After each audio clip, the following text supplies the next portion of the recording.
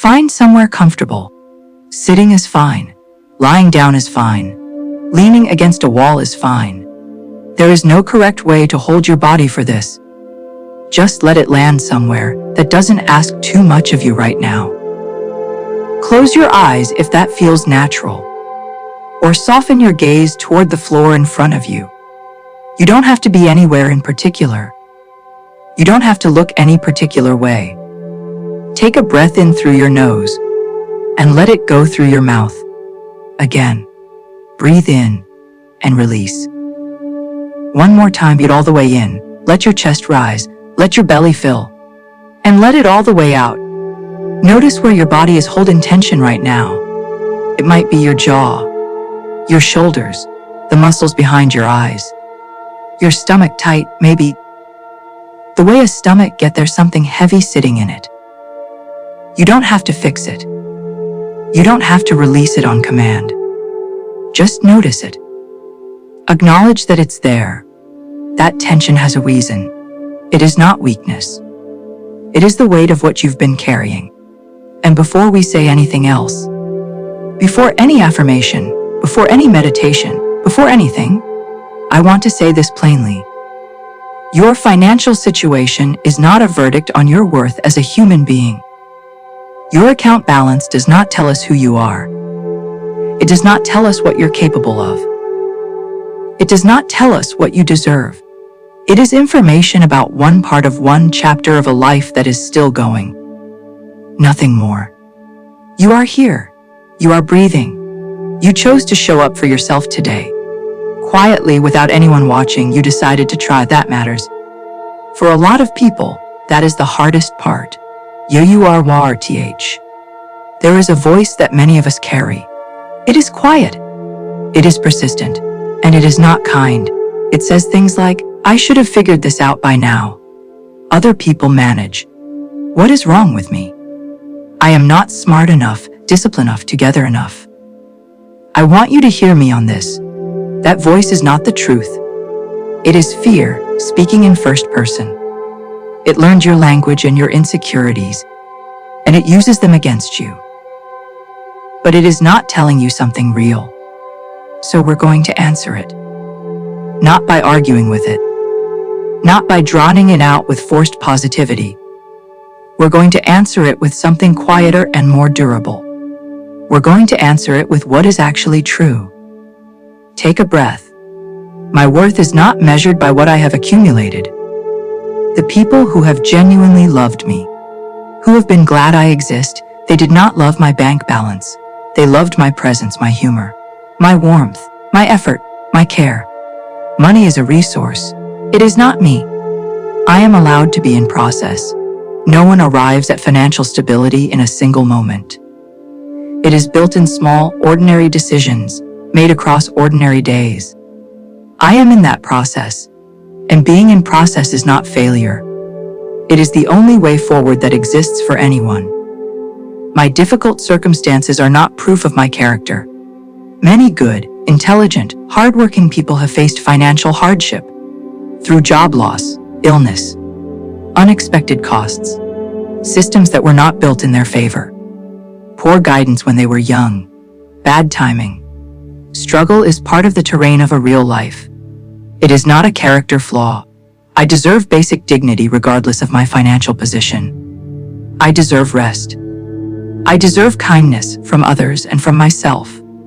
I deserve to ask for help without shame. These things are not earned through prosperity. They are not rewards for getting it right. They are simply what every person is owed. I am not my worst financial decision. I have made choices I regret. Some of them cost me. But I made those choices with what I knew, with what I had. In circumstances I was doing my best to navigate. I am not permanently defined by any single chapter. The story is still going. Shame does not help me. Honesty does. I can look at my finances clearly, without spiraling into blame, without collapsing under the weight of it. Clarity is an act of self-respect. I can see what is true about my situation and still believe in my capacity to change it. Take another slow breath. Let those land wherever they can reach. Own resilience, resilient and trait that certain lucky people are born with. It is not a personality type. It is a capacity, and it is built slowly, through practice, through stumbling and continuing, through choosing the next small step even when the whole staircase is invisible.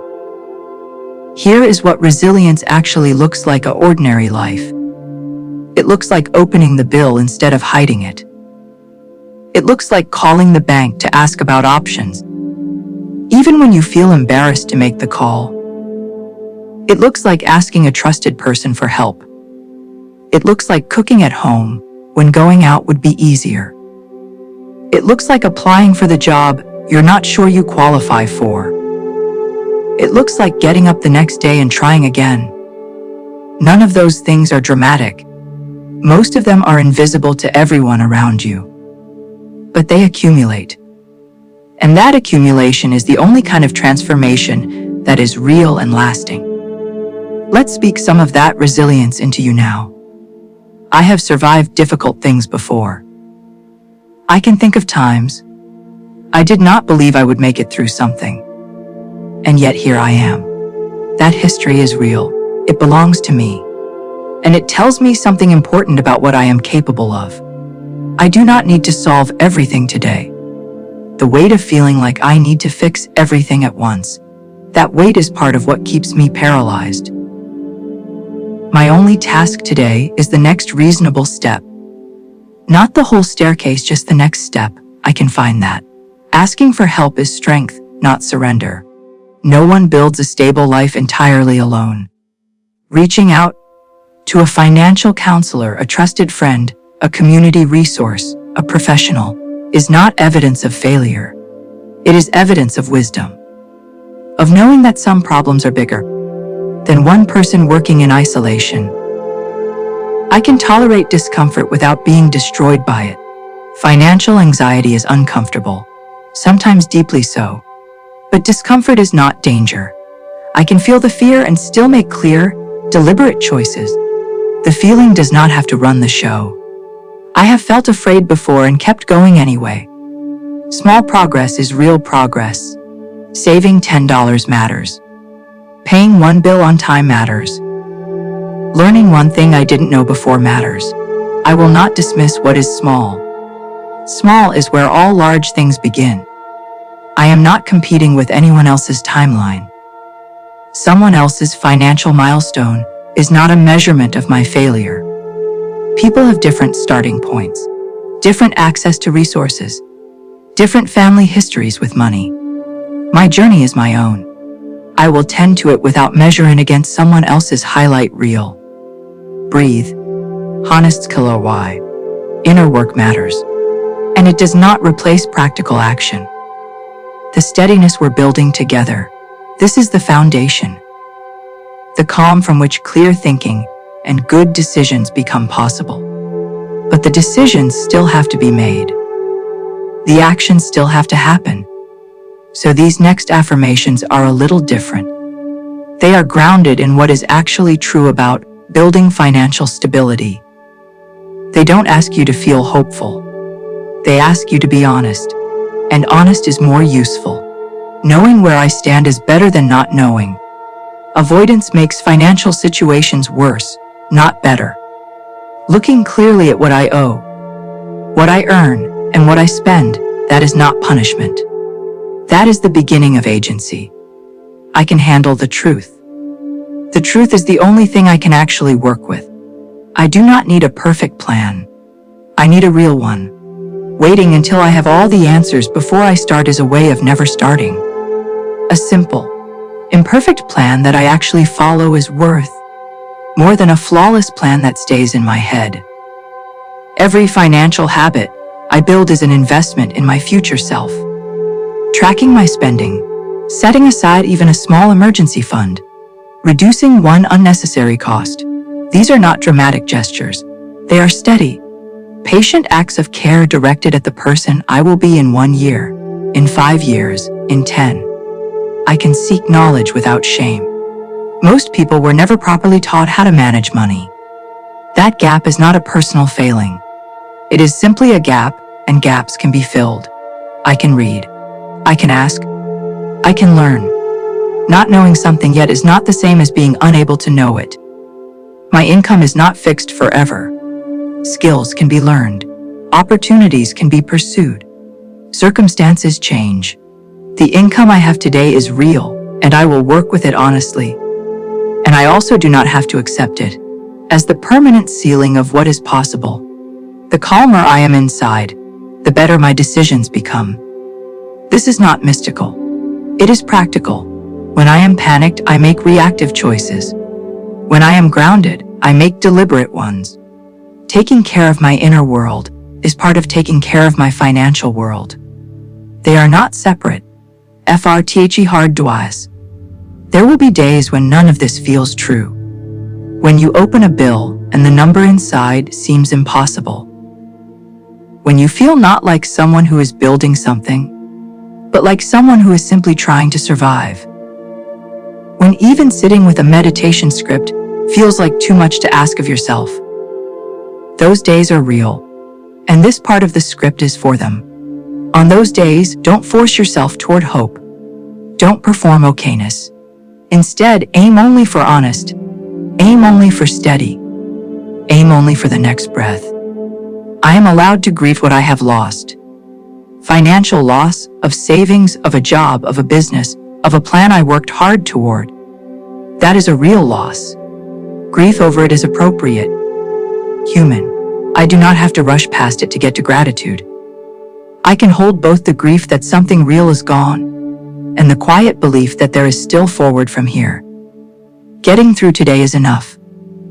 On some days, not falling apart is the accomplishment. Staying present, keeping myself safe, making the end the day without making things worse, that is enough.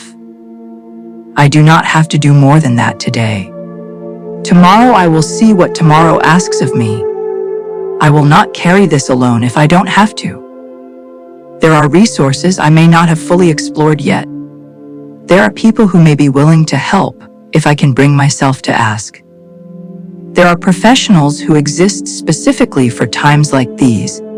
Financial counselors, social workers, community organizations. Reaching toward them is not defeat, it is intelligence. My worth is not contingent on my productivity. Even in seasons when I am not earning, not building, not contributing in the ways I am used to, I am still someone. I still matter. The idea that human value is tied to economic output is a cultural assumption. It is not a moral truth. I am more than what I produce. This season has a shape. It will not stay like this forever. Every difficult period I have faced had an end, even when I could not see it from the middle of it.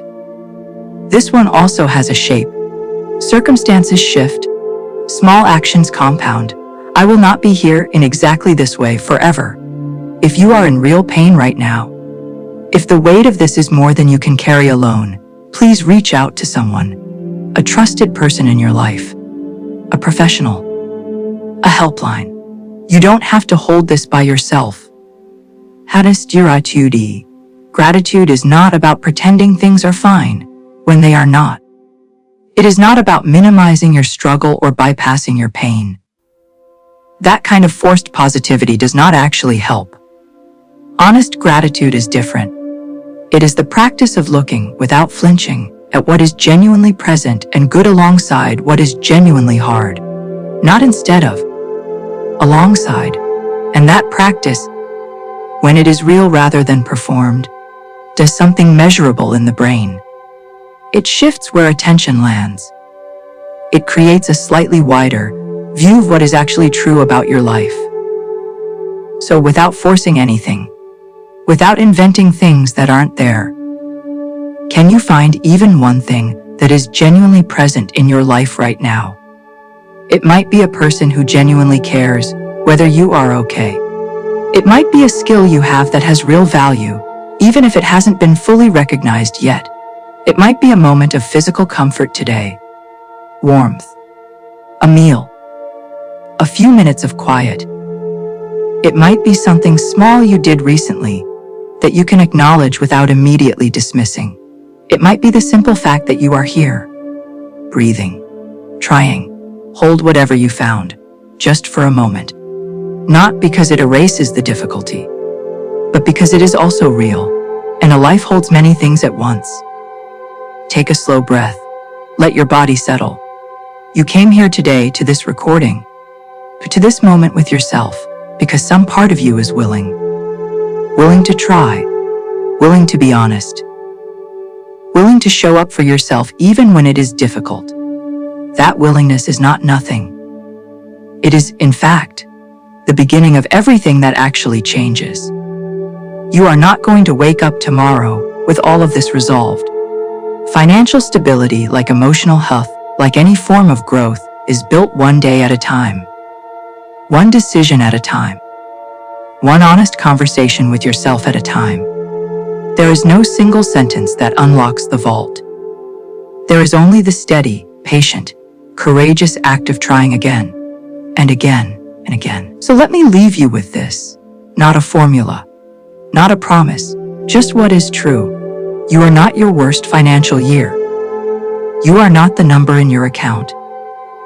You are not the debt you carry. You are not a version of yourself from a harder chapter. You are a person with a history that includes struggle and a future that includes possibility. You are someone capable of learning, of growing, of making choices that slowly, genuinely shift your life. Not through magic, through time and effort and honesty and self-compassion. Those things are not glamorous, but they are real. And real is the only thing that lasts. Take one more slow breath in and let it go. And carry with you today, not a formula, not a mantra, just this. I am worth taking care of. I am capable of building something real. I will keep going. And that is enough to begin.